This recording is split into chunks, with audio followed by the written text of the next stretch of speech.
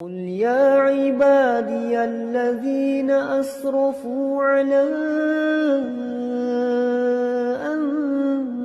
أنفسهم لا تقنطوا من رحمة الله تساءلون به والأرحام إن الله كان عليكم رقيبا يا أيها الذين آمنوا اتقوا الله وقولوا قولا سديدا يصلح لكم أعمالكم ويغفر لكم ذنوبكم ومن يطع الله ورسوله فقد فاز فوزا عظيما أما بعد فإن أصدق الحديث كتاب الله وخير الهدي هدي محمد صلى الله عليه وسلم وشر الأمور محدثاتها فإن كل محدثة بدعة وكل بدعة ضلالة.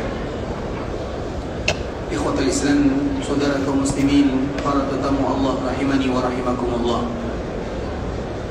Alhamdulillah, Allah Subhanahu wa taala kembali memberikan kesehatan, kesempatan kepada kita bersama, sehingga dengannya kita masih bisa bersua dan berjumpa di dalam masjid Rasulullah sallallahu alaihi wasallam, masjid yang sangat mulia, yang pondasinya adalah iman dan takwa, karena tidak seorang pun yang berada di dalamnya kecuali mereka akan merasakan bertambah keimanannya kepada Allah dan juga kecintaannya kepada Rasulullah sallallahu alaihi wasallam.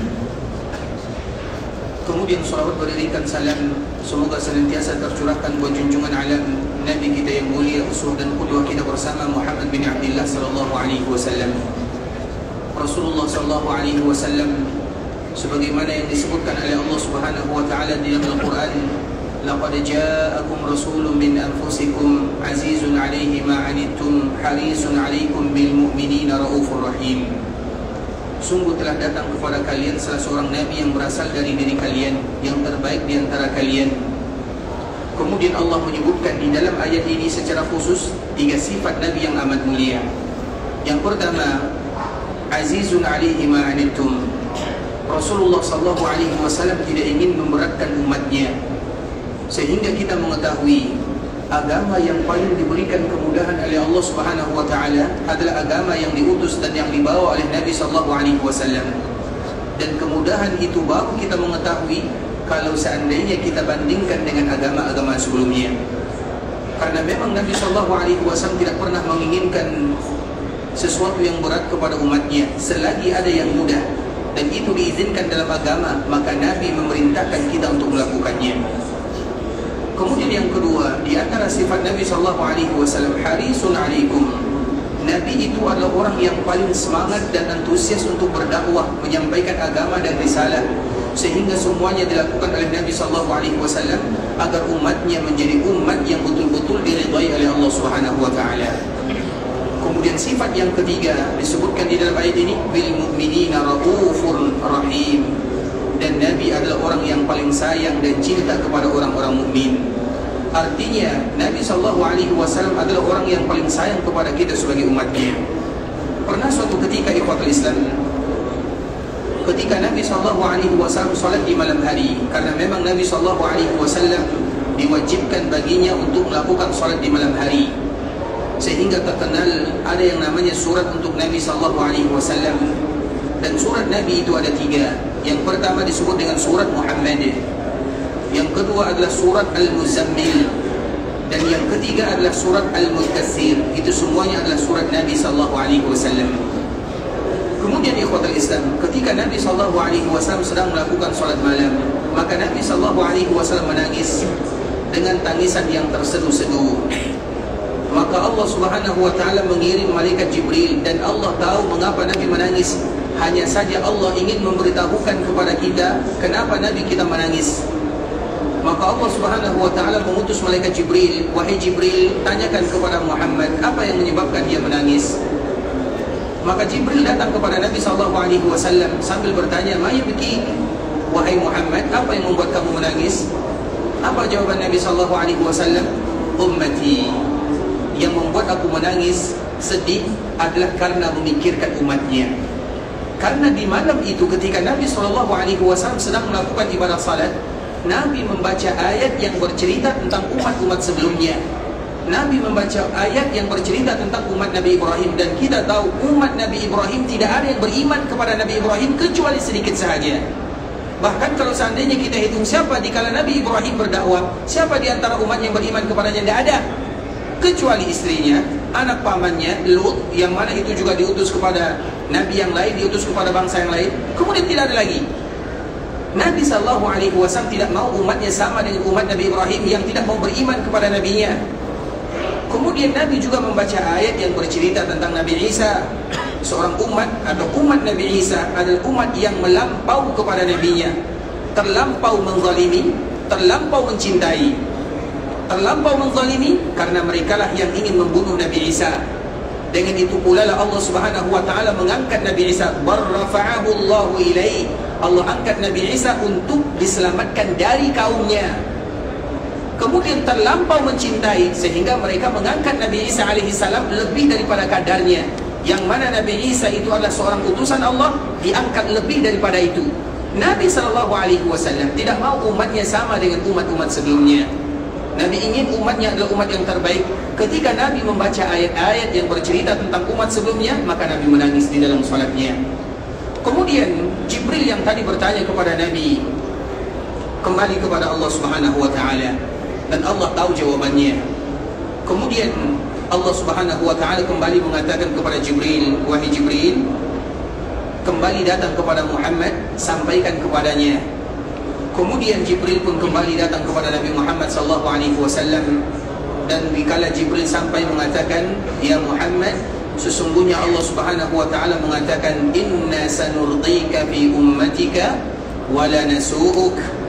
Wahai Muhammad, kami akan membuat engkau bangga terhadap umatmu, dan kami tidak akan pernah mengecewakan kamu terhadap mereka. Artinya Nabi SAW akan dibuat bangga oleh Allah Subhanahu wa taala karena umatnya. Sehingga di antara salah satu yang membuat Nabi bangga terhadap umatnya, bahwa umat yang paling banyak mengisi surga Allah Subhanahu wa taala adalah berasal dari umat Muhammad bin Abdullah sallallahu alaihi wasallam. Dan selalu kita bawakan hadis yang dikeluarkan oleh Imam At-Tabrani, bahwa di dalam surga itu ada 120 saf dan barisan. 80 barisan atau 80 saf dari 120 itu berasal dari umat Nabi sallallahu alaihi wasallam. Artinya 2/3 surga itu berasal dari umat Muhammad bin Abdullah sallallahu alaihi wasallam, dan semoga kita termasuk di antara salah satunya. Artinya ikhwatul Islam, itulah di antara salah satu yang membuat Nabi sallallahu alaihi wasallam bangga dan bahagia. Allah mengatakan kepada Nabi, inna sanurdika fi ummatik, kami akan buat engkau bangga terhadap umatmu. Dan salah satunya umat Nabi adalah yang paling banyak mengisi surga Allah Subhanahu wa taala. Dan itu pula lah makna daripada firman Allah Subhanahu wa taala, wala sawfa yu'tika rabbuka fatarda. Allah akan senantiasa memberikan nikmat-nikmat yang luar biasa kepada Nabi. Dan salah satu nikmat yang paling indah yang membuat Nabi bangga dengannya adalah kita sebagai umatnya. Oleh karenanya ikhwatul Islam, itu semua menunjukkan kepada kita bersama bagaimana kasih sayang Rasulullah SAW kepada kita bersama. Maka wajar kalau seandainya tidak sempurna keimanan seorang hamba sampai yang pertama kali dia cintai adalah Rasulullah SAW. Mencintai Nabi melebihi dari segala-galanya, bahkan melebihi kita cinta kepada diri kita sendiri. Dan mencintai Nabi ikhwatul Islam bukan hanya sekedar dengan lisan dan ucapan. Kalau seandainya mencintai Nabi cukup dengan lisan dan ucapan, maka semua orang akan mencintai Nabi SAW. Tapi mencintai Nabi SAW, iya, dengan lisan dan ucapan membutuhkan.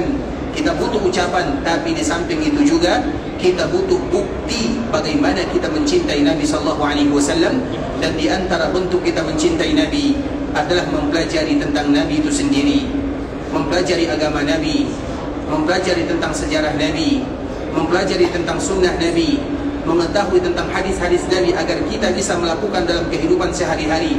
Itulah di antara salah satu bukti kita mencintai Rasulullah sallallahu alaihi wasallam, agar cinta kita tidak bertepuk sebelah tangan. Karena semua orang bisa mengaku cinta kepada Nabi, tapi tidak semua orang dicintai oleh Nabi sallallahu alaihi wasallam. Dengan itulah Imam Ibnu Katsir rahimahullahu taala menyebutkan di dalam tafsirnya, qala al-ulama wa qala al-hukama. Para ulama dan para ahli hikmah mereka mengatakan, laisa sya'nu an tuhib, walakinna sya'na an tuhab. Permasalahannya bukan bagaimana kalian mencintai Nabi, tapi bagaimana supaya kalian dicintai oleh Nabi. Sehingga itu merupakan tanda tanya yang harus kita jawab dalam kehidupan sehari-hari. bagaimana supaya kita dicintai oleh Nabi. Dan jawabannya, agar kita dicintai oleh Nabi, tentu kita mempelajari tentang kehidupan Nabi, mempelajari tentang sejarah Nabi, mempelajari agama Nabi, sunnah-sunnah Nabi, hadis-hadis Nabi, agar dengannya kita pun mendapatkan cinta dari Rasulullah SAW. Dan di antara salah satu bukti kita mencintai Rasulullah SAW adalah senantiasa mengucapkan salam dan salawat kepada Rasulullah SAW, terutama di hari Jumat, di malam Jumat, yang mana itu merupakan di antara tempat yang paling utama dikala kita memperbanyak jumlah salam dan salawat kepada baginda Nabi yang mulia Muhammad bin Abdullah sallallahu alaihi wasallam. Allahumma salli ala Muhammad wa ala ali Muhammad kama sallaita ala Ibrahim wa ala ali Ibrahim innaka Hamidum Majid. Allahumma barik ala Muhammad wa ala ali Muhammad kama barakta ala Ibrahim wa ala ali Ibrahim innaka Hamidum Majid. Ikhwatul Islam, saudara kaum muslimin, para tetamu Allah rahimani wa rahimakumullah, kita akan kembali melanjutkan pembahasan yang sebelumnya, yang mana kemarin kita telah bercerita tentang hari Arafah, dan kita kembali mengulang ikhwatul Islam karena hari Arafah merupakan rukun yang amat penting di dalam melaksanakan ibadah haji. Sebagaimana hadis Nabi SAW, Al-Hajju Arafah, haji yang sesungguhnya itu adalah hari Arafah. Dan di antara makna daripada kalimat Arafah adalah diambil dari kata-kata al-i'tiraf, yaitu di mana seorang hamba ketika mereka datang melaksanakan ibadah yang mulia, mereka mengakui semua kesalahan dan dosa yang pernah mereka lakukan. Kemudian yang mereka minta adalah bagaimana ampunan Allah Subhanahu wa taala didapatkan. Maka disebut dengan al-i'tiraf. Hari Arafah atau Arafah diambil dari kata-kata i'tiraf, i'tarafa, yaitu seorang hamba dikala mereka berdoa di padang Arafah, maka mereka akan mengakui semua kesalahan dan dosa yang pernah mereka lakukan, dan ujungnya mereka mengatakan, ya Allah, ampunkan dosaku. Makanya ikhwatul Islam, di dalam sebuah riwayat Rasulullah SAW bertanya kepada para malaikatnya, apa yang diinginkan oleh mereka? Ja'uni syu'san wubra. Mereka datang dalam keadaan kusut masai, mereka datang dalam keadaan berdebu. Apa maknanya ikhwatul Islam?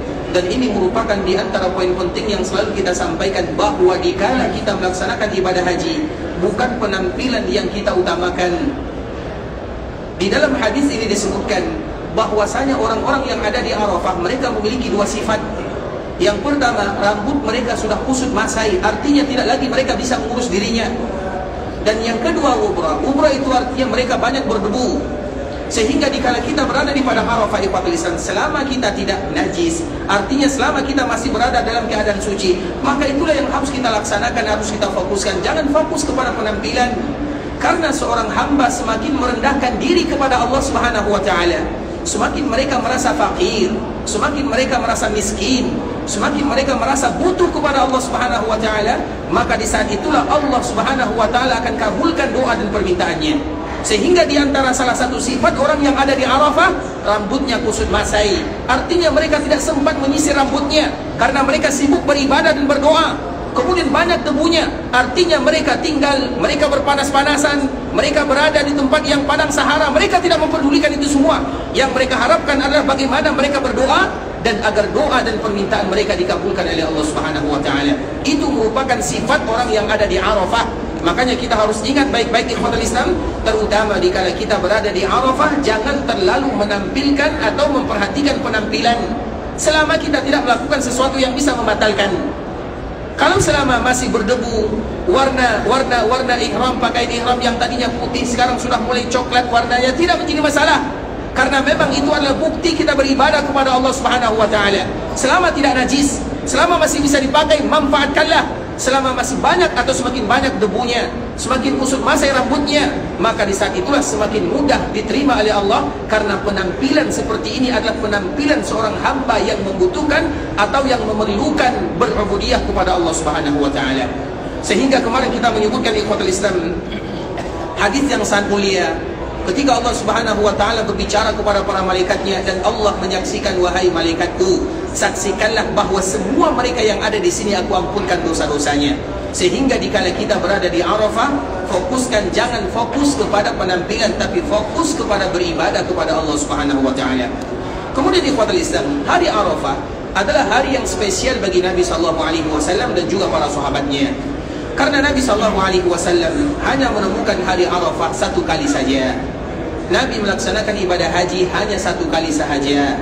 Karena memang kewajiban ibadah haji itu hanya satu kali. Sehingga bagi kita yang baru pertama kali melaksanakan ibadah haji, maka jadikanlah haji tersebut adalah haji yang terindah dalam kehidupan. Karena haji yang pertama tidak akan sama nilainya dengan haji yang kedua.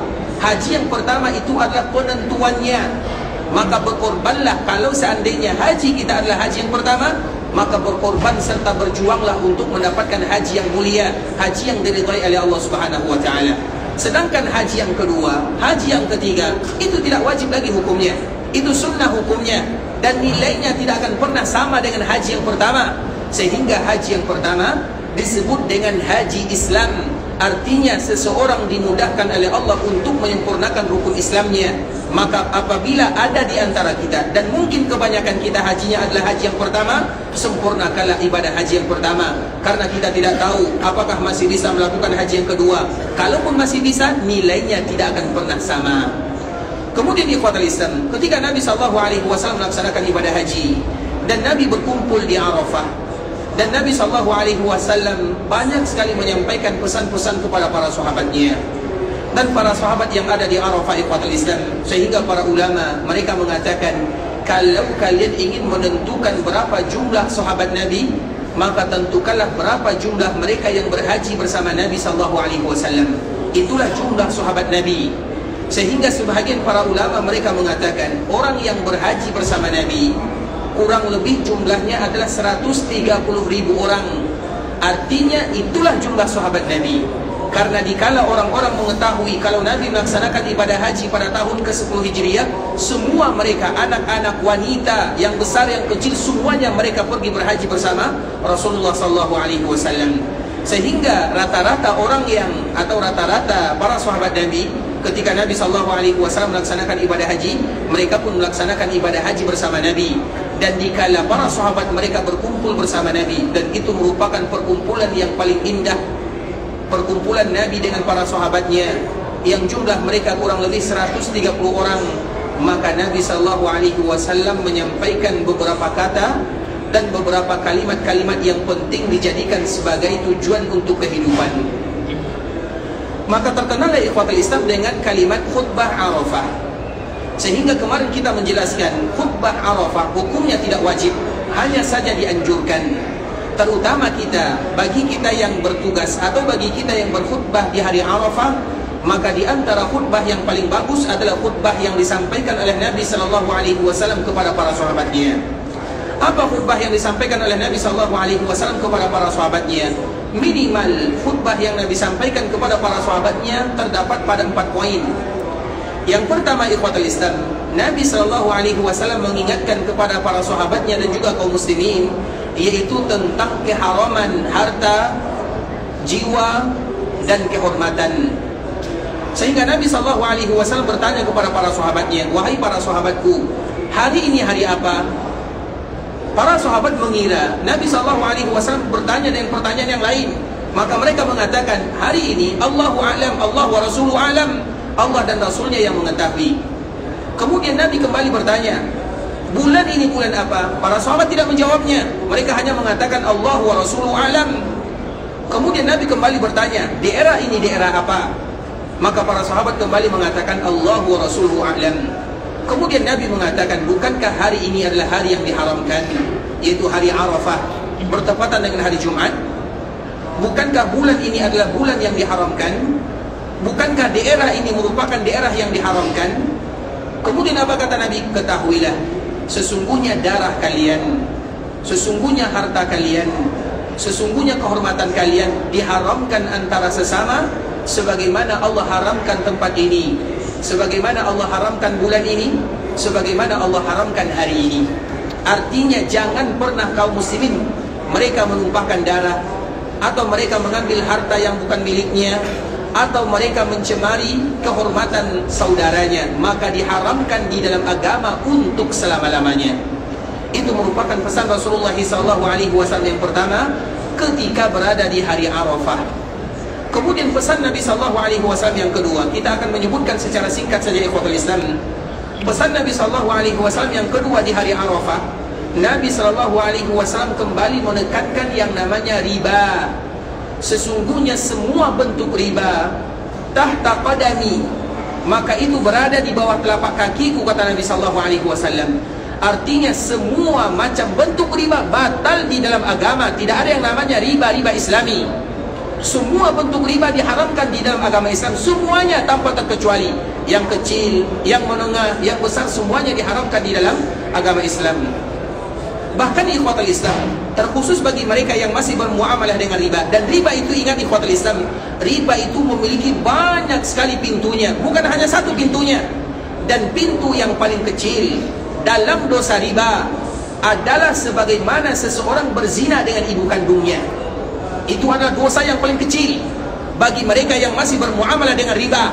Maka Nabi SAW mengatakan semua bentuk riba, riba ini, riba jahiliyah, semuanya batal dalam agama. Dan itu merupakan pesan Nabi dikala berada di Arafah, agar kaum muslimin betul-betul berhati-hati di sana. Riba jangan pernah kita dekati, jangan pernah bermain dengan riba. Karena orang yang bermain dengan riba akan dihancurkan oleh Allah di dunia sebelum dia dihancurkan di akhirat sana. Itu janji Allah Subhanahu wa ta'ala. Allah pun mengatakan yamhaqullahu riba, Allah akan membinasakan mereka semuanya yang bermuamalah dengan riba. Dan kalimat yamhaq artinya dibinasakan secara pelan-pelan. Maka disebut dengan yamhaq, yamhaqullahu riba, Allah akan membinasakan mereka yang bermuamalah dengan riba. Maka riba dijauhi, ikhwatul Islam, dijauhi sejauh-jauhnya. Dan minimal orang yang melakukan perbuatan riba, yang pertama dosanya, Allah dan Rasul berperang dengannya, dan tidak akan ada orang yang menang ketika melawan Allah dan Rasulnya. Kemudian yang kedua, orang yang bermuamalah dengan riba di dalam perkuburan, maka diazab oleh Allah Subhanahu wa ta'ala dengan berenang di sungai darah. Setiap kali dia pergi ke tepian atau ke pinggir, maka dia akan memakan batu. Karena Nabi SAW melihat di dalam mimpinya ada dua orang, yang satu berenang, yang satu berada di pinggir. Setiap kali orang berenang ini pergi ke pinggir pantai, ke pinggir sungai, maka orang yang tadi berada di pinggir sungai mengambil batu dan memasukkan ke dalam mulutnya. Kemudian dia berenang lagi, kemudian pergi ke tepian lagi, atau pergi ke pinggir lagi. Begitulah selanjutnya dia senantiasa melakukannya. Maka Nabi bertanya kepada Jibril, siapa mereka? Apa kata Jibril? Akilur riba, orang yang memakan harta riba. Mereka berenang di sungai darah sambil memakan batu yang akan menghancurkan usus, lambung, perutnya, atau melambungkan jasadnya, atau akan menghancurkan jasadnya. Itu ancaman yang kedua di alam perkuburan dan di alam barzakh. Kemudian yang ketiga, ikhwatul Islam, orang yang memakan riba, bermuamalah dengan riba, akan dibangkitkan oleh Allah Subhanahu wa ta'ala seperti orang kesurupan, sempoyongan. Itu adalah ancaman yang ketiga, yaitu nanti di akhirat orang yang memakan riba itu berbeda cara dibangkitkan. Kalau yang lain dibangkitkan sebagaimana biasanya, sedangkan orang yang memakan riba dibangkitkan ibarat orang yang kesurupan. Dibilang gila tidak gila, dibilang tidak gila ibarat orang gila, maka disebut dengan seperti kesurupan. Dan begitulah orang-orang yang memakan riba dibangkitkan oleh Allah Subhanahu wa ta'ala. Kemudian ancaman yang keempat, maka dia diancam neraka oleh Allah Subhanahu wa ta'ala. Sehingga riba, ikhwatul Islam, merupakan di antara nasihat Nabi SAW dikala berada di padang Arafah, dan itu disampaikan kepada semua para sahabatnya. Kemudian yang ketiga, apalagi pesan Nabi SAW dikala berada di padang Arafah? Nabi SAW berpesan kepada kita semua, terkhusus kaum laki-laki yang sudah memiliki istri. Nabi SAW berpesan kepada kita semua untuk menjaga istri kita, memperlakukan mereka dengan perlakuan yang sebaik-baiknya. Artinya kalau ada di antara kita yang zalim kepada keluarganya, maka nanti mereka akan berhadapan dengan Rasulullah SAW di akhirat. Sehingga Nabi SAW mengatakan, khairukum khairukum li ahlihi, orang yang terbaik di antara kalian adalah orang yang terbaik kepada istrinya, dan aku adalah orang yang terbaik terhadap istriku. Makanya kalau kita ingin menjadi laki-laki yang terbaik, belajar bagaimana Nabi SAW. Nabi, ikhwatul Islam, kalau di luar dia adalah sebagai seorang Nabi, kalau di luar Nabi adalah seorang pemimpin, kalau di luar Nabi adalah seorang panglima. Tapi kalau dalam rumah tangga, Nabi adalah sebagai seorang suami yang sayang kepada keluarganya. Bahkan Nabi tidak segan-segan membantu keluarganya. Nabi menyuci, Nabi SAW menjahit pakaian, Nabi membersihkan rumah, semuanya dilakukan oleh Nabi. Bahkan Nabi juga memasak. Itu Nabi SAW. Sehingga ibunda kita Aisyah menyebutkan, kana fi khidmati ahli. Di antara salah satu sifat Nabi, Nabi tidak segan-segan untuk membantu keluarganya, pekerjaan rumah, menjaga anak, semuanya dilakukan oleh Nabi SAW. Sehingga kalau kita ingin berkaca kepada Nabi, maka lakukanlah sebagaimana yang dilakukan oleh Nabi, agar kita mendapatkan al-khairiyah. Al-khairiyah itu artinya kebaikan yang dijanjikan oleh Nabi.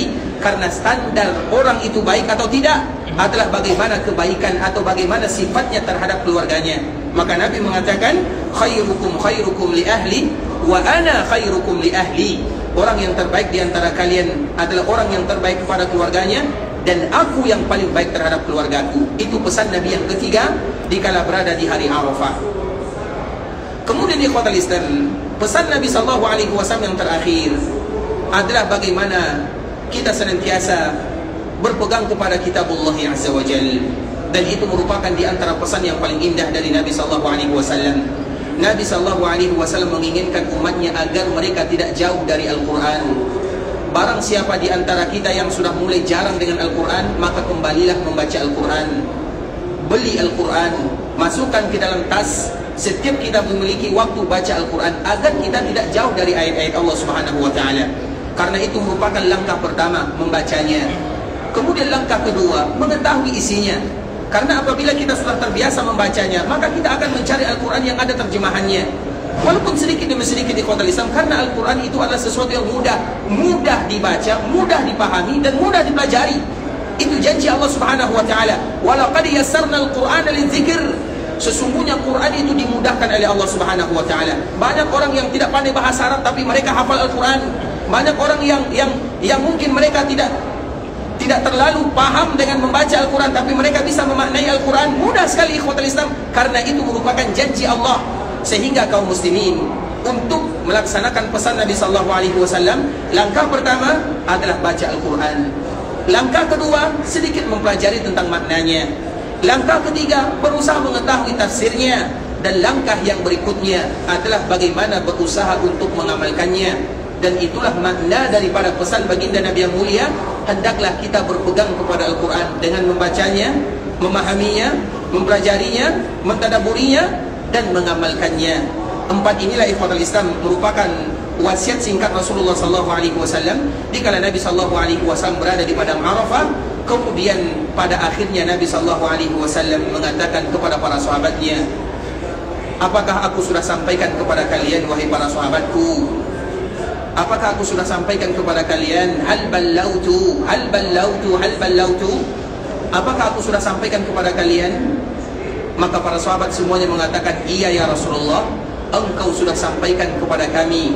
Maka di saat itulah Nabi mengangkat telunjuknya mengarah ke langit, memberikan isyarat kepada Allah Azza wa Jal, Allahumma syhad, Allahumma syhad. Ya Allah, saksikanlah bahwa aku sudah menyampaikan agama ini kepada umatku.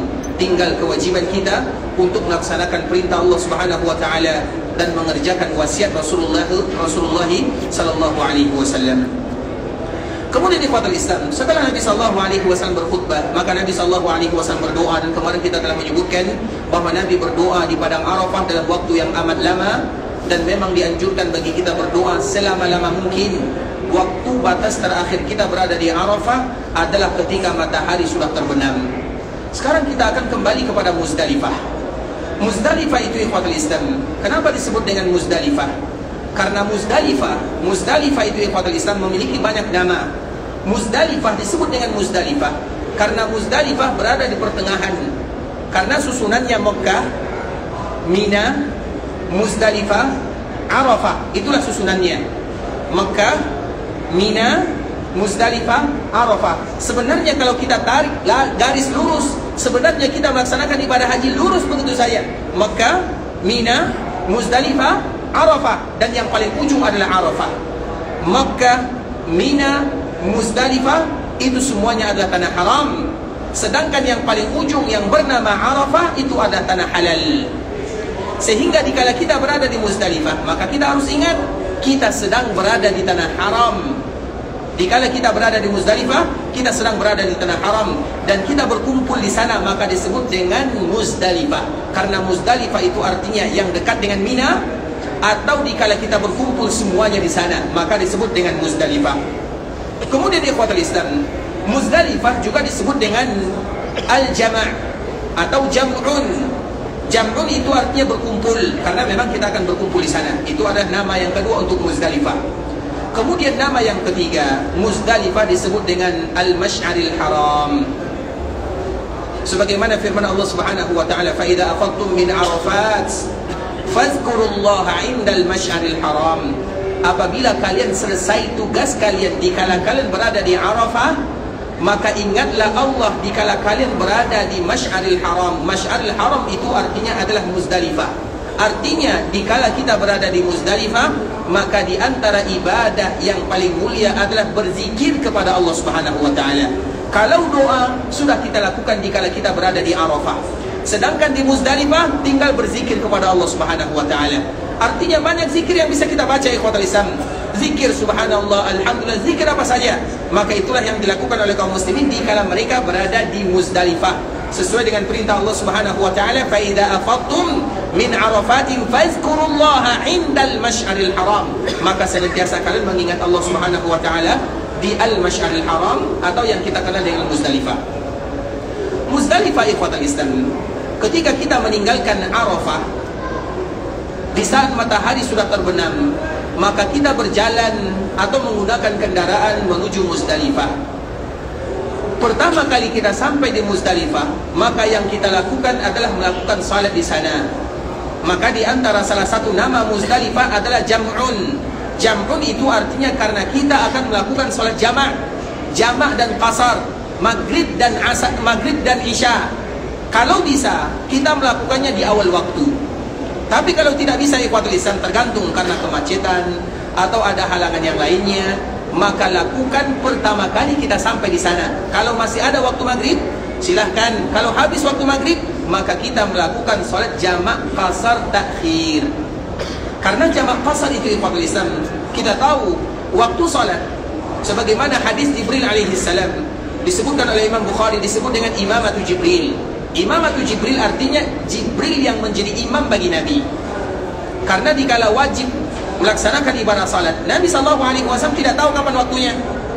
Maka di saat itulah Jibril diutus oleh Allah Subhanahu wa taala 2 hari. Hari yang pertama, Jibril datang di awal waktu. Misalnya zuhur datang jam 12:20. Asar datang jam 13, jam 15:30. Maghrib datang jam, sekarang kita bawa ke waktu kita, datang jam 7. Isya datang jam 8:30. Kemudian subuh datang jam 4:05. Itu hari pertama. Kemudian hari berikutnya, Nabi SAW kembali menunggu malaikat Jibril di awal waktu. Ternyata Jibril tidak datang di awal waktu. Nabi menunggu malaikat Jibril untuk melaksanakan salat zuhur jam 12:20. Jibril tidak datang jam 12:20. Kapan Jibril datang? Jam 15:20. Artinya hampir masuk waktu asar, Jibril baru datang melaksanakan salat zuhur bersama Nabi. Kemudian datang lagi pada waktu asar, bukan di awal waktu, datang di akhir waktu. Hampir matahari terbenam, maka Jibril baru datang dan salat bersama Nabi. Begitu juga dengan maghrib. Hampir masuk waktu isya, Jibril baru datang melaksanakan salat maghrib bersama Nabi. Kemudian salat isya, karena salat isya batas akhirnya adalah pertengahan malam, bukan sampai subuh. Itu merupakan pendapat jumhur para ulama. Datang di akhir waktu, kemudian malaikat Jibril salat bersama Nabi SAW. Kemudian waktu subuh, Jibril datang hampir waktu syuruk, kemudian salat subuh bersama Nabi. Kemudian apa kata Jibril kepada Nabi SAW? Ma baina hadaini waktun. Wahai Muhammad, sesungguhnya di antara 2 waktu ini adalah waktu. Artinya salat zuhur waktunya jam 12:20 sampai hampir masuk waktu asar. Itu waktunya. Sehingga apabila ada orang yang salat di waktunya, maka kita tidak boleh mengatakan mereka itu adalah orang yang lalai beribadah kepada Allah Subhanahu wa taala. Bisa dipahami? Misalnya ada ibu-ibu Mereka sholat zuhurnya jam 12, jam 2 lewat 20 atau jam 2.30. Apakah kita mengatakan ibu-ibu ini lalai dalam melaksanakan sholat zuhur? Lalai atau tidak? Lalai atau tidak? Misalnya ada orang yang sholat isya jam 11 malam baru sholat isya. Lalai atau tidak? Lalai atau tidak? Kenapa tidak lalai? Mereka mau mundur waktunya. Karena masih di dalam waktunya. Yang lalai itu kalau sudah berada di luar waktunya, barulah mereka mendapatkan ayat Allah, fawailul lil musallin, celaka bagi mereka-mereka yang salat, alladzina hum an salatihim sahun, mereka yang lupakan waktunya. Orang yang salat di waktunya, walaupun di akhir waktunya, tidak disebut dengan lalai. Yang lalai itu adalah orang yang salat di luar waktu. Tapi walaupun yang diutamakan adalah salat di awal waktu, itu poin penting yang harus kita ketahui, ikhwatul Islam. Jadi salat dianjurkan di awal waktu, dan itu adalah ibadah yang paling mulia. Tapi kalau seandainya ada orang yang uzur, sakit, sehingga dia salat, misalnya salat zuhurnya jam 3, salat isyanya jam 11, karena dia sakit, dia tidak disebut dengan lalai. Lalai itu kalau dia salat subuhnya jam 7, baru lalai namanya. Atau salat isyanya jam 1 malam, baru lalai namanya. Tapi kalau selama dia melakukan salat di dalam waktunya, walaupun di akhir waktunya, tidak disebut dengan lalai. Karena lalai itu kalau sudah di luar waktu. Karena Jibril alaihi salam mengatakan kepada Nabi, ma baina hadzaini waqtun, di antara dua waktu ini adalah waktu. Kemudian ikhwatul Islam, dikala kita berada di Arafah, maka dianjurkan bagi kita salat jamak takdim. Walaupun hukum asalnya salat jamak, kalau salat jamak yang paling bagus adalah jamak takhir. Kita ulang lagi ikhwatul Islam, kalau seandainya kita ingin membezakan, mencari mana yang lebih mulia, kedua-duanya mulia. Karena diizinkan dalam agama, yang takdim mulia, yang takhir juga mulia. Yang melakukan salat jamak dilakukan di awal waktu bagus, yang melakukan di akhir waktu juga bagus. Tapi kalau dipilih mana yang paling bagus, maka yang paling bagus adalah di akhir waktu. Kenapa demikian? Misalnya kita contohkan, salat zuhur dan asar jamak dan diqasar. Kalau di awal waktu kita akan melakukan zuhur, kemudian kita akan melakukan asar setelahnya. Kalau di akhir waktu, misalnya waktu asar masuknya jam 15 lewat 30. Kemudian sebelumnya, pas jam 15.30 kita melakukan salat zuhur. Kemudian setelah zuhur kita langsung melakukan salat asar, maka itu disebut dengan jamak takhir. Nah, jamak takhir ini ikhwatul Islam, kenapa lebih bagus daripada jamak takdim? Karena seolah-olah kita masih melaksanakan sholat pada waktunya masing-masing. Zuhur di akhirnya, asar di awal waktunya. Bisa dipahami? Dari sinilah muncul kaedah dari para ulama, ada namanya salat jamak suri. Jamak suri itu apa artinya? Ini sangat bermanfaat bagi mereka yang memiliki sibuk, yang mana kesibukannya adalah sibuk yang diizinkan dalam syariat. Seperti seorang dokter, atau seorang perawat, atau mereka yang berjaga, polisi, tentara misalnya, atau petugas, atau mereka yang tidak bisa meninggalkan lokasi pekerjaannya. Ini adalah sesuatu yang paling bagus untuk melakukan salat jamak suri. Jamak suri itu artinya bentuknya salat jamak, padahal hakikatnya bukan jamak, maka disebut dengan jamak suri. Kita contohkan, ada seorang dokter, dia tidak bisa melakukan salat zuhur di waktunya atau di awal waktunya, karena bisa jadi karena pekerjaan operasi yang tidak bisa ditinggalkan. Baru dia bisa melakukan sholat zuhur di akhir waktu, maka dia sholat zuhurnya jam 15 lewat 20. Setelah dia melakukan asar, setelah dia melakukan zuhur, langsung masuk waktu asar, maka dia langsung mengerjakan sholat asar. Bentuknya sholat jamak, tapi sebenarnya bukan sholat jamak, karena dia tetap melakukan sholat di waktu masing-masing. Hanya saja zuhur di akhir waktu, asar di awal waktu, maka disebut dengan jamak suri. Dan itu juga berlaku bagi ibu-ibu yang mungkin banyak anaknya, atau yang menyusui, atau anaknya sakit, sehingga sulit bagi dia melakukan salat di waktunya, karena banyak kesibukannya, menjaga anaknya, atau karena dia sakit, atau alasan-alasan yang lainnya. Atau bagi wanita yang istihadah, wanita yang sakit, yang selalu keluar darah darinya, maka itulah yang bagus dia lakukan, disebut dengan jamak suri. Bentuknya salat jamak, tapi dia tidaklah disebut dengan jamak, bentuknya saja, tapi hukumnya dia tetap salat di waktunya masing-masing. InsyaAllah kita paham ya? Atau ada yang tidak paham? Kalau ada yang tidak paham, nanti paham sendiri insyaAllah di waktunya. karena itu bukan pembahasan kita. Pembahasan kita tentang Muzdalifah. Maka Muzdalifah ikhwatul Islam, hukum asalnya bagus dilakukan jamak di awal waktu kalau ada waktunya. Kalau seandainya tidak ada waktunya karena macet, maka kita melakukan solat kapanpun. Pertama kali kita sampai di Muzdalifah, maka kita melakukan solat jamak qasar maghrib 3 rakaat, isya 2 rakaat, dan dilakukan secara berjamaah. Kemudian ikhwatul Islam, setelah kita berada di sana, apalagi yang harus kita lakukan?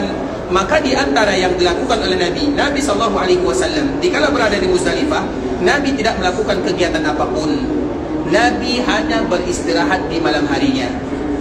Tapi kita tentu tidak mungkin bisa beristirahat di sana karena kesibukan, apalagi karena kerisauan, karena takut ditinggal dan yang semisalnya. Tapi ingat ikhwatul Islam, di antara salah satu yang dilakukan oleh Nabi di Muzdalifah, mabit di sana adalah banyak beristirahat, dan bahkan Nabi SAW tidak melakukan sholat sunat di dalamnya. Makanya di dalam sebuah riwayat disebutkan ketika Nabi melakukan sholat jamak maghrib dengan isya, disebutkan di dalam riwayat ini walam yusabbih bainahuma.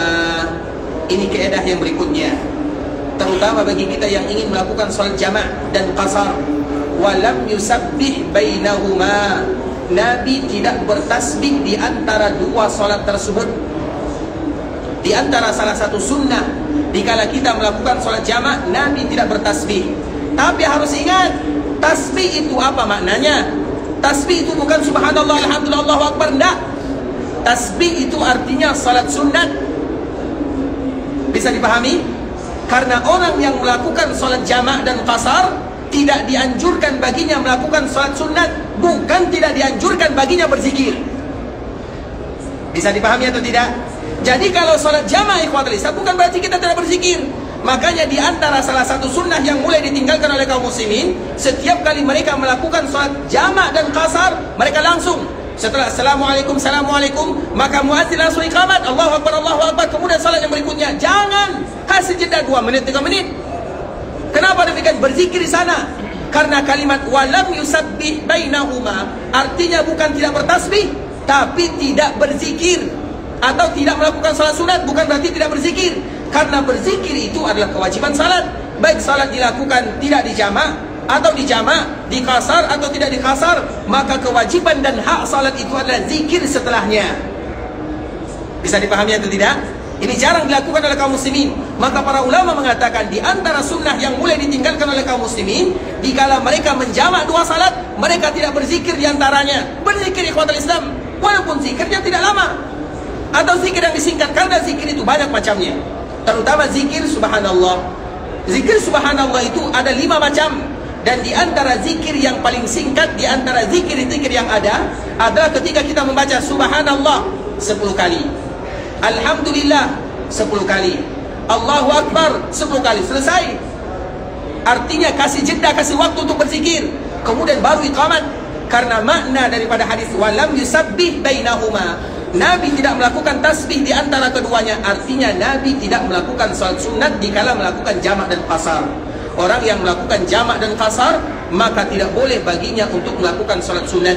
Kalau mereka melakukan salat sunat, lebih bagus bagi mereka tidak mengqasar. Lebih bagus bagi mereka tidak mengqasarnya. Disempurnakan salat tersebut kalau mereka tetap melakukan salat sunat, kecuali salat sunat fajar dan salat sunat witir. 2 salat sunat ini tidak pernah ditinggalkan oleh Nabi SAW, yaitu salat sunat witir yang minimalnya 1 rakaat, dan salat sunat fajar yang itu dilakukan setelah azan subuh. Itu tetap dianjurkan bagi kita melakukannya walaupun kita sedang safar, walaupun kita sedang melakukan jamak dan qasar. Artinya nanti dikala kita melakukan salat jamak di Arafah, kita salat zuhur, kasih jeda 1 menit atau 2 menit, kemudian baru kita iqamat. Kemudian ikhwatul Islam, di samping itu juga memberikan kesempatan bagi mereka yang terlambat. Karena apabila kita langsung iqamat, banyak di antara saudara kita yang butuh hajat, yang ada hajatnya, yang terlambat. Nanti kalau seandainya mereka langsung kita iqamat, mereka terlambat lagi, 2 terlambatnya. Maka kasih jeda 2 menit atau 1 menit ikhwatul Islam, sehingga yang pertama memberikan kesempatan untuk mereka yang berzikir, yang kedua memberikan kesempatan bagi mereka yang terlambat dan yang semisalnya atau yang punya hajat. InsyaAllah bisa dipahami ya. Begitu juga dikala kita berada di Muzdalifah. Nabi mengatakan walam yusabbih bainahuma, Nabi tidak melakukan tasbih di antara keduanya. Tasbih itu artinya adalah salat sunnah. Kemudian ikhwatul Islam, ketika Nabi berada di Muzdalifah, maka Nabi tidur sampai di pagi hari. Kemudian Nabi salat di dalamnya atau salat di Muzdalifah, salat subuh. Kapan Nabi SAW meninggalkan Muzdalifah? Nabi baru meninggalkan Muzdalifah setelah matahari terbit, maka baru Nabi SAW meninggalkan Muzdalifah. Maka kemarin kita telah menyebutkan kaedah bagi kita yang melaksanakan ibadah haji, lebih bagus bagi kita terlambat daripada tercepat. Apalagi bagi kita yang meninggalkan Muzdalifah sebelum pertengahan malam. Pertengahan malam, kapan kita menentukan kapan pertengahan malam? Untuk menentukan pertengahan malam itu ikhwatul Islam, diambil waktu maghrib dan diambil waktu subuh. Sekarang kita contohkan kepada waktu kita sekarang ini. Waktu maghrib jam berapa? Jam 7. Waktu subuh jam berapa? Jam 4. Dari jam 7 sampai jam 4, di mana pertengahannya? Di mana pertengahannya? Jam 12? Betul, jam 12. 8, 9, 10, 11, 12, 5, 3, 4, 3, 2, 1, 12. Berarti jam 11.30. Berarti pertengahannya jam 11.30. Artinya jangan ada di antara kita yang meninggalkan Muzdalifah sebelum pertengahan malam. Ingat baik-baik ikhwatul Islam, Muzdalifah kita akan mabit di sana. Dan kita tidak boleh meninggalkan Muzdalifah sebelum pertengahan malam. Setelah pertengahan malam, maka ada orang-orang yang diizinkan oleh Nabi SAW. Siapa mereka yang diizinkan? Mereka yang sudah tua, anak-anak, wanita yang bertugas, yang ada pekerjaan, orang sakit, dan yang semisalnya. Maka boleh bagi mereka meninggalkan Muzdalifah sebelum fajar. Kemudian mereka bergegas ke Mina. Dan mereka pun boleh melontar jamarat sebelum fajar. Silahkan, tidak menjadi masalah. Bagi yang tadi sifatnya telah kita sebutkan. Bagi kita yang sehat walafiat, alhamdulillah, maka ingat hukum asalnya meninggalkan Muzdalifah setelah salat subuh. Artinya barang siapa yang meninggalkan Muzdalifah sebelum salat subuh, berarti dia telah meninggalkan kewajiban haji. Kalau dia meninggalkan wajib-wajib haji, maka apa konsekuensinya? Bayar dam lagi. Kecuali bagi orang-orang yang tadi telah kita sebutkan. Makanya lebih bagus kalau seandainya kita ingin tetap mendahulukan ikhwatul Islam, dahulukan anak-anak, orang tua, wanita-wanita, atau mereka yang ada kesibukannya, yang sakit, atau mereka yang bertugas, yang berdinas, dan yang semisalnya. Maka dahulukan mereka, biarkan mereka yang pertama kali sampai ke Mina. Kemudian kalau sampai mereka di Mina, mereka langsung melontar juga tidak menjadi masalah. Sedangkan kita yang masih muda tidur di Muzdalifah sampai ngorok pun tidak menjadi masalah. Makanya kalau bisa bawa bantal, tidur di Muzdalifah kalau bisa. Tapi insya Allah tidak bisa, karena sulit tidur di sana. Kalau kita tidur nanti orang lewat di atas kepala kita dan yang semisalnya. Tapi insya Allah bisa ya ikhwatul Islam, selama kita aman. Artinya karena memang kita dianjurkan untuk tidur di sana sampai subuh, tidak bangun malam juga tidak menjadi masalah. Dan itu yang dilakukan oleh Nabi SAW. Nabi menyibukkan dirinya dengan tidur. Coba bayangkan ikhwatul Islam. Dan di zaman Nabi sulit juga sama dengan sulitnya. Di zaman kita sulitnya karena banyak orang. Di zaman Nabi sulitnya karena tempatnya, kendaraannya, dan yang semisalnya. Artinya ikhwatul Islam, bagi kita yang sehat walafiat, maka jangan meninggalkan Muzdalifah kecuali setelah kita sholat fajar di sana. Sedangkan bagi yang tadi kita sebutkan, wanita, anak-anak, orang tua, orang sakit, petugas, dan yang semisalnya, boleh bagi mereka meninggalkan Muzdalifah sebelum fajar. Dan kalau seandainya mereka sampai di Mina, mereka langsung melontar jamarat juga tidak menjadi masalah. Tapi bagi mereka yang sehat, tidak ada uzur, tidak ada alasannya, maka melontar jamarat awalnya, itu paling awal, ini sudah diskon, itu setelah fajar. Dan waktu yang paling bagus adalah di waktu duha dan sampai setelahnya. Tidak bisa duha siang, tidak bisa siang, sore, tidak bisa sore, malam. Karena waktu terakhir melontar jamarat Aqabah adalah sebelum fajar pada hari keesokan harinya. InsyaAllah jelas sampai di sini ya. Jadi mabit di Muzdalifah itu adalah wajib haji. Kalau ada di antara kita yang meninggalkannya, maka kena denda sampai waktu fajar. Kecuali kalau ada uzur syar'i. Uzur syar'i atau darurat, itu lain ceritanya. Darurat itu apa maknanya? Darurat itu kalau seandainya kita tidak melakukannya, kita akan berbahaya pada diri kita, berbahaya pada nyawa kita dan yang semisalnya, baru disebut dengan darurat. Dan kita selalu mengatakan ikhwatul Islam, dikala kita melaksanakan ibadah haji, insya Allah pasti Allah Subhanahu wa ta'ala berikan kemudahan kepada kita bersama, terutama dengan alat-alat yang sudah canggih, yang dimudahkan oleh Allah Subhanahu wa ta'ala, bisa saling menghubungi. Alhamdulillah, petugas kita sangat banyak sekali untuk memberikan bantuan kepada kita bersama. Tidak akan ada yang namanya tertinggal. Maksimal orang yang ada di Muzdalifah itu sampai jam 7, jam 8 sudah habis semuanya. Jadi kalau seandainya kita terlambat, lebih bagus terlambat daripada tercepat. Maka itu kaidah yang harus kita ingat baik-baik. Lebih bagus kita terlambat daripada tercepat. Terlambat tidak ada dendanya. Tercepat kalau tidak ada alasan yang kita pertanggungjawabkan di hadapan Allah, maka siap-siap tambah dam. Tidak ada solusi yang lain.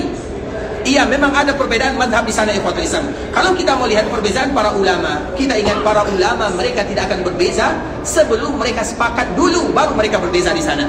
Dan semuanya sepakat bahwa Nabi tidaklah meninggalkan Muzdalifah, kecuali Nabi setelah fajar masih tetap duduk di Muzdalifah sampai matahari terbit, sampai panas, baru Nabi bertolak menuju Mina. Kemudian setelahnya baru Nabi SAW melontar jamarat Aqabah. Karena yang kita ingat dan selalu kita ulang-ulang ikhwatul Islam, dikala kita melaksanakan ibadah haji ini, tujuan kita bukan bagaimana cepat selesai menanggalkan pakaian ihram, bukan itu tujuan kita. Tapi tujuan kita bagaimana sempurna di dalam melaksanakan ibadah yang mulia. Dan kita selalu mengingatkan bahwa ibadah ini sama dengan berjihad di jalan Allah Azza wa Jal. Maka harus ada perjuangan yang harus kita lakukan, pengorbanan, dan salah satunya kita rela terlambat dibandingkan dengan saudara-saudara yang lainnya. Makanya nanti melihat orang pergi ke Muzdalifah ikhwatul Islam, tahan, sabar, kalau perlu tidur saja. Kalau tidak bisa tidur, minum obat tidur. Artinya ikhwatul Islam, karena kalau kita bangun, kita melihat orang pergi ke Mina, kita tidak akan tahan. Kapan jadwalnya? Kapan jadwalnya? Kapan jadwalnya? Padahal tinggal menunggu subuh saja. Bisa dipahami? Berat ikhwatul Islam, dan itu yang paling berat. Dia tidak rukun, tapi itu wajib haji.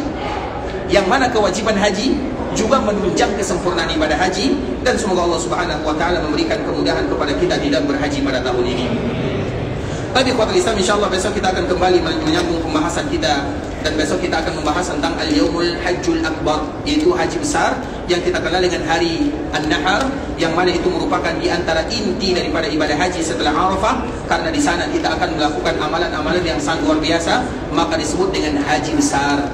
Jadi haji besar itu adalah hari pada tanggal 10 Zulhijjah. Semoga Allah Subhanahu wa ta'ala memudahkan kita bersama. Ikhwatul Islam, pertanyaan yang pertama, pemerintahan Arab Saudi membolehkan mengunjungi Raudah satu kali saja setahun. Apa hukumnya masuk ke Raudah beberapa kali dalam satu kunjungan? Satu kali dengan tasrih jemaah haji, satu kali dengan aplikasi nusuk. Dalam prakteknya hal ini bisa dilakukan. Ikhwatul Islam, kalau seandainya kita masuk ke Raudah dan kita tahu Raudah itu merupakan di antara tempat yang amat mulia, kalau seandainya kita bacakan keutamaannya, kita akan semangat beribadah di dalamnya. Raudah disebutkan oleh Nabi, di antara rumahku dan mimbarku adalah taman di antara taman-taman surga. Mengapa disebut dengan taman surga? Karena siapapun yang bisa beribadah di dalam Raudah, seolah-olah ibadah yang dia lakukan di dalamnya bisa mengantarkan dia ke taman surga yang sesungguhnya. Mulia sekali ikhwatul Islam. Atau disebut dengan taman surga karena ini bagian daripada surga yang sesungguhnya diturunkan oleh Allah. Sebagaimana di Mekah ada Hajar Aswad yang berasal dari surga, di Madinah ada Raudah yang juga berasal dari surga. Maka disebut dengan taman-taman surga. Kemudian yang ketiga, kenapa disebut dengan taman surga? Karena nanti di akhir zaman ketika dunia dihancurkan, maka bagian daripada taman surga ini diangkat dan menjadi taman surga yang sesungguhnya. Sehingga semua mereka yang beribadah di dalamnya seolah-olah mereka pernah beribadah di taman surga yang ada di dunia, yang dengan ibadah tersebut harapan mereka semoga dimudahkan masuk ke taman surga yang sesungguhnya. Makanya ikhwatul Islam, masuk ke Raudah terutama di zaman sekarang ini agak sedikit sulit dibandingkan dengan tahun-tahun sebelumnya. Tapi selama kita masuk ke dalam Raudah itu, selama diizinkan baik dengan aplikasi nusuk atau dengan tasrih bersama rombongan, itu semuanya masih diizinkan. Artinya boleh bagi kita masuk ikhwatul Islam. Yang tidak boleh masuk itu kalau kita tidak ada izinnya. Dan alhamdulillah bagi jemaah haji kita ada tasrih, surat izin secara berombongan. Kemudian setelahnya ada lagi izin dari nusuk namanya. Ada aplikasi nusuk namanya. Kalau kita download, ini promosi ya. Kalau kita download, nanti kita akan ada jadwal itu sendiri-sendiri. Kemudian nanti kita masuk, itu semuanya resmi, berarti diizinkan. Bisa dipahami? Kenapa demikian ikhwatul Islam? Kenapa pemerintahan membuat tidak boleh masuk ke Raudhah kecuali 1 kali dalam 1 tahun? Karena sebenarnya masalah yang terbesar adalah kita dan orang-orang kita. Karena yang paling banyak datang ke sini adalah orang-orang kita. Khusus untuk Indonesia saja ikhwatul Islam, 1 tahun kurang lebih yang datang melaksanakan ibadah umrah saja itu kurang lebih 1.200.000 orang. Sedangkan orang yang berhaji kurang lebih 240.000 orang. Artinya orang kita yang paling banyak. Dan alhamdulillah kita orangnya kecil-kecil tapi pintar-pintar. Apalagi pintar untuk belok kiri kanan. Itu salah satu kepintaran kita bersama. Sehingga pada akhirnya keluarlah peraturan tidak boleh masuk Raudhah kecuali 1 kali dalam 1 tahun. Sebenarnya gara-gara kita ikhwatul Islam, peraturan itu dibuat gara-gara kemaslahatan bersama. Tidak mungkin dibuat begitu saja. Apalagi Raudhah sekarang kita tahu banyak kaum muslimin, semakin dunia semakin naik harganya, semakin diberikan kemudahan oleh Allah orang-orang datang melaksanakan ibadah haji dan umrah. Dulu ikhwatul Islam, barang-barang murah, sulit untuk mendapatkan atau mendapatkan uang tidak sesulit sekarang. Tapi semakin sulit semakin banyak orang yang datang. Artinya itu merupakan kemudahan dari Allah Subhanahu wa taala. Sehingga untuk datang ke Raudhah juga butuh peraturan secara khusus. Dulu kita tidur di dalamnya, kita santai di dalamnya bisa. Tapi sekarang ada peraturannya demi kemaslahatan bersama agar semua kita mendapatkan jadwal di sana. Terkhusus mereka-mereka yang mungkin sulit datang, orang tua, orang yang tidak bisa lagi berjalan kaki dan yang semisalnya, itu adalah demi kemudahan bagi kita bersama. Karena kalau tidak ada surat izinnya ikhwatul Islam, coba bayangkan orang yang ada di Masjid Nabawi ini, setiap harinya orang salat di sana kurang lebih 200.000 orang. Anggaplah separuh yang ingin masuk ke Raudhah. Coba bayangkan apa yang terjadi. Akan terjadi keributan. Tidakkah kita tahu di samping Raudhah itu apa? Nabi SAW. Dan kita tahu kemarin kita menyebutkan tidak boleh kita mengangkat suara di samping perkuburan Nabi. Adab kepada Rasulullah SAW. Kalau terjadi keributan di Raudhah, itu Nabi di sampingnya. Adab kepada Nabi di kala Nabi hidup, juga adab kepada Nabi di kala Nabi wafat. Salah satunya jangan mengangkat suara. Kalau tidak diatur, orang akan berebutan. Yang satu dorong, yang satu sikat kanan, sikat kiri. Habis suara nanti. Belum lagi yang terinjak-injak dan yang semisalnya. Banyak suara yang terangkat. Nabi di sampingnya. Kalau kita tidak menghargai Nabi, siapa lagi yang akan menghargai Nabi SAW? Maka dengan itulah butuh peraturan untuk mengatur supaya tidak terjadi kezaliman. Tidak mengangkat suara di samping Nabi hukumnya apa? Apa hukum tidak mengangkat suara di samping Nabi? Wajib, bahkan fardu. Apa hukumnya kalau kita masuk ke Raudhah? Wajib atau sunnah? Sunnah saja. Mana yang harus kita dahulukan, yang wajib atau yang sunnah? Wajib kita mendahulukan yang wajib, yaitu tidak mengangkat suara di samping baginda Nabi yang mulia Muhammad bin Abdullah sallallahu alaihi wasallam. Itulah alasannya. Kemudian ikhwatul Islam, pertanyaan yang berikutnya, tolong jelaskan umrah untuk wanita yang sedang haid. Untuk wanita yang sedang haid ikhwatul Islam, ingat baik-baik, misalnya besok kita akan berangkat, ternyata dia datang bulan, maka wanita yang berhalangan lakukan semuanya sebagaimana yang dilakukan oleh jamaah haji dan umrah. Berarti besok misalnya dia tetap miqat di Zulhulaifah, dia tetap berada di bisnya, tidak turun, tidak memasuki masjid. Kemudian dia mengucapkan labbaik Allahumma umratan, dia berdoa, dia mengucapkan talbiyah, semuanya dia lakukan. Sampai di Mekah, dia tetap tinggal di hotelnya sampai dia bersih dan suci. Kemudian setelah dia suci, dia mandi, kemudian baru dia tawaf qudum, kemudian sa'i, kemudian memendekkan rambutnya. Itulah yang dilakukan oleh seorang wanita yang berhalangan. Kalau seandainya halangannya sampai waktu-waktu haji, misalnya dia tetap dalam keadaan berhalangan sampai tanggal 8 Zulhijjah, maka niatnya langsung dirubah. Yang tadi niatnya adalah tamattu menjadi qiran, sehingga dia langsung berniat melaksanakan ibadah haji tanpa melakukan tawaf qudum. Dia langsung haji, pergi bersama jemaah haji yang lainnya. Kemudian pada akhirnya nanti baru dia melaksanakan tawaf ziarah atau tawaf ifadah setelah dia suci. InsyaAllah jelas ya. Bagi wanita yang berhalangan, tidak ada halangannya dia beribadah. Halangan itu bukan ada di lisannya, bukan ada di tangannya. Semua ibadah lakukan. Yang tidak boleh itu alla tatufi. Yang tidak boleh itu hanya tawaf sahaja. Semuanya lakukan. Dan itu terjadi kepada ibunda kita Aisyah dan juga istri Nabi yang lainnya serta sahabat-sahabat yang lainnya. Kemudian ikhwatul Islam, pertanyaan berikutnya, apakah diperbolehkan jemaah haji untuk berpuasa di 8 hari pertama bulan Dzulhijjah? Ikhwatul Islam, saudara kaum muslimin, dianjurkan bagi jemaah haji untuk berpuasa tanggal 8, 7, 7, 6, 3 hari ini bagi mereka yang tidak bayar dam. Bagi yang tidak bayar dam dianjurkan mereka berpuasa pas sebelum hajinya, pas tanggal sebelum 8-nya, berarti tanggal 7, 6, 5. Tanggal 8 kita sudah masuk tarwiyah. Jadi dianjurkan bagi kita berpuasa sebelumnya bagi yang tidak memiliki membayar dam atau tidak mau bayar dam.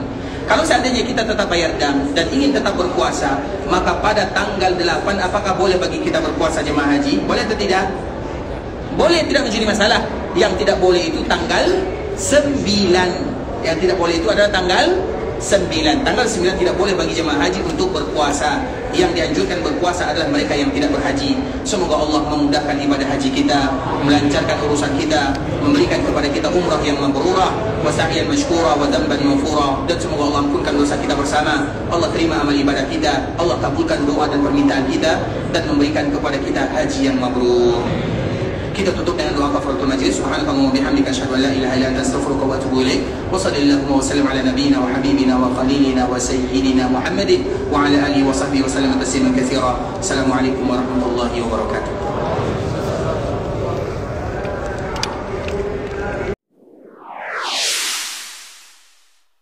قل يا عبادي الذين أسرفوا على أنفسهم لا تقنطوا من رحمة الله